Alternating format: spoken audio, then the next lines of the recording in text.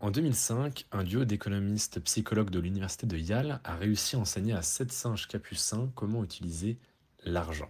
Et ce qui est extrêmement intéressant, c'est que alors que l'Homo sapiens était la seule espèce chez laquelle on avait observé un commerce de ressources, un sentiment de propriété, etc., les singes ont très très vite, en quelques semaines seulement, le concept justement d'argent.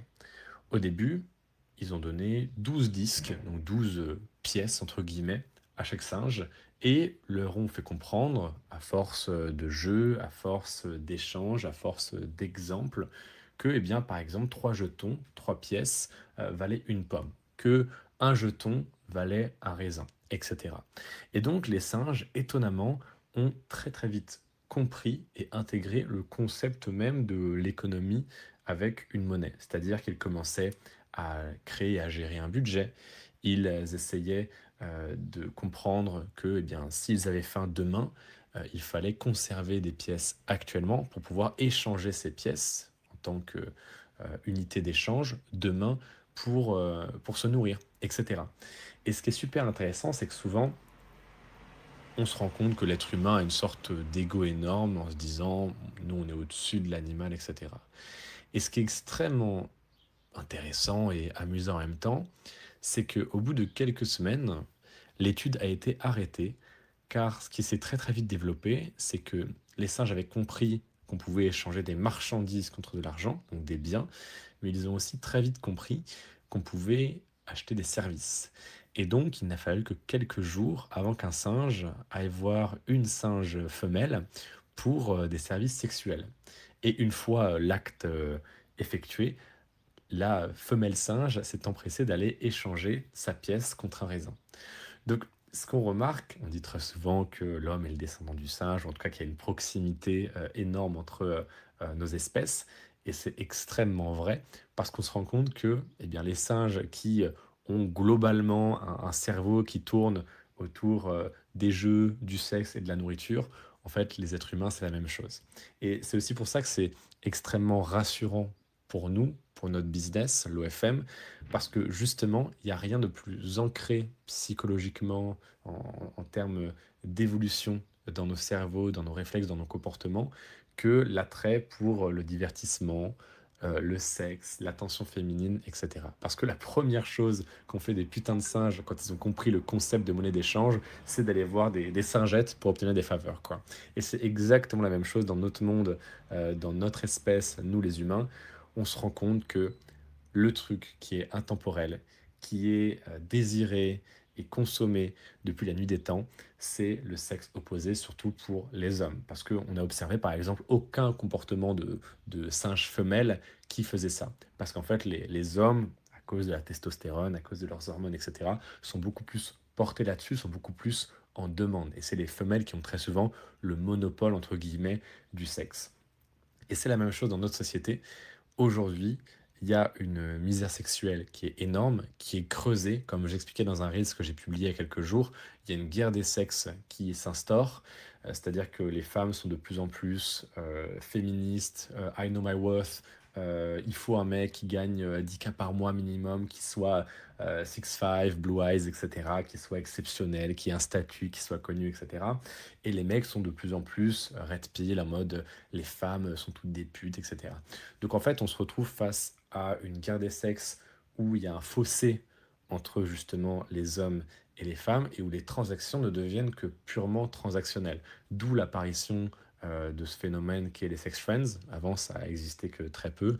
D'où l'apparition d'OnlyFans pour les femmes, parce qu'elles veulent exploiter entre guillemets la misère sexuelle masculine. D'où l'apparition des IA, des petites copines virtuelles qu'utilisent beaucoup les hommes parce qu'ils veulent se passer entre guillemets des femmes, parce que ça leur coûte moins cher, parce que ça leur pète moins les couilles, etc.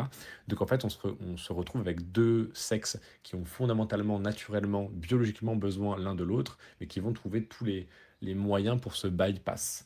Et donc c'est pour ça qu'il y a les petites amies virtuelles, c'est pour ça qu'il y a les sites de rencontres, c'est pour ça qu'il y a OnlyFans, etc., etc. Donc on est sur un business qui, alors oui, peut-être sociétalement c'est regrettable, c'est malheureux, mais c'est comme ça. On n'est pas là pour dire c'est bien, c'est mal. Actuellement, aujourd'hui, il y a un phénomène de guerre des sexes, de misère sexuelle, d'incompréhension des deux sexes, mais c'est une bonne chose pour nous. Parce que les business type IA, type OnlyFans, Mime, OFM, Demoiselle, etc., ça ne va faire qu'augmenter parce que ce phénomène-là n'est pas prêt de s'arrêter et ne va faire que s'accentuer. Et puisque on est sur une vague ascendante, on est sur un marché en plein boom et que en plus de ça, il y a le côté intemporel de la chose, c'est-à-dire que les hommes auront toujours besoin de baiser dans 1000 ans et avaient déjà besoin de baiser il y a 5000 ans, eh bien, on est non seulement sur un besoin intemporel, stable, pérenne, qui va toujours exister dans 3000 ans, qui existait il y a 3000 ans, mais en plus, en ce moment, avec l'apparition du contenu exclusif, des IA, du chatting, etc., eh bien, on est sur un phénomène de tendance qui est en train d'exploser. Donc, on a le meilleur des deux mondes. Mais ça, encore une fois, c'est c'est des opportunités.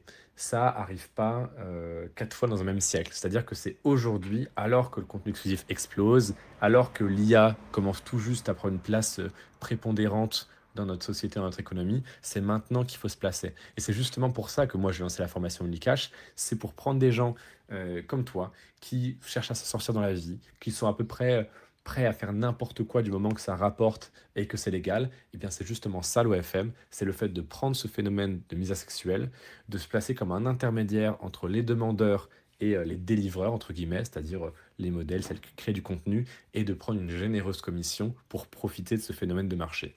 Maintenant, on est le 24 juin. Dans 6 jours, exactement à 23h59, ce 30 juin prochain, la formation sera définitivement retirée de la vente. Moi, je vais passer à autre chose. Je vais passer sur du coaching beaucoup plus cher, beaucoup plus premium. Mais forcément, ça sera plus pour tout le monde puisque ça sera un petit peu hors de prix, hein, vu les résultats aussi qu'on va délivrer, c'est normal. Déjà que la formation est actuellement donnée, elle est à 800 euros au lieu de 1200 avec la V1, V2, V3 et encore les mises à jour dans les prochains mois quand on ne va pas vous abandonner, on va continuer de mettre à jour la formation pour que vous ayez un réel accompagnement et que vous ayez le plus de résultats possible pour ensuite venir sur notre plateforme de contenu exclusif Demoiselle et faire encore plus de cash. Mais voilà, dans 6 jours, on retirera définitivement la formation de la vente. C'est pas du marketing, c'est pas de l'urgence à 2 balles, c'est qu'on passe à autre chose, on monte en gamme. Mais aujourd'hui, si toi tu cherches un moyen éthique, légal, honnête et assez simple, faut bosser, hein, ça tombe pas du ciel, mais c'est pas sorcier non plus, assez simple de faire pas mal de fric en peu de temps, eh bien c'est extrêmement simple. Cette formation t'apprend à créer ton agence OnlyFans, donc légalement, administrativement, fiscalement, à trouver ta première modèle, à la signer dans ton agence, à la faire monter jusqu'à 5 000 à 6 000 euros par mois et à prendre 40, 50, voire 60% de commission sur tous les revenus et de faire ça avec une, deux, trois modèles et de même monter des modèles à 10K par mois, ce qui n'est pas du tout une exception dans ce marché-là, puisque c'est extrêmement commun de voir des chiffres mirobolants parce que c'est une industrie qui est complètement folle et donc te faire un gros billet dans la poche chaque mois, c'est simple, c'est pas facile, mais c'est simple, c'est faisable. D'ailleurs, on a eu des centaines d'élèves qui ont eu des résultats que tu peux retrouver sur Trustpilot. Actuellement, tu n'es qu'à une décision de potentiellement changer de vie. L'OFM est loin d'être saturé. Encore une fois, Netflix, c'est 240 millions d'utilisateurs. Et ben OnlyFans, c'est 250 millions d'utilisateurs actuellement. Donc c'est un marché qui explose. Oui, même s'il y a plus de gens qui sont sur le même gâteau, le gâteau, il n'arrête pas d'augmenter en taille. Donc c'est un non-problème. Il y a encore énormément de place sur le marché pour toi. C'est des places que tu peux prendre. C'est les places qui te reviennent. Donc arrête d'hésiter. C'est ta dernière chance. C'est peut-être la dernière fois que tu vois cette offre-là. Enfin, c'est la dernière fois, clairement. Donc, clique sur le lien juste en dessous, rejoins-nous et change de vie.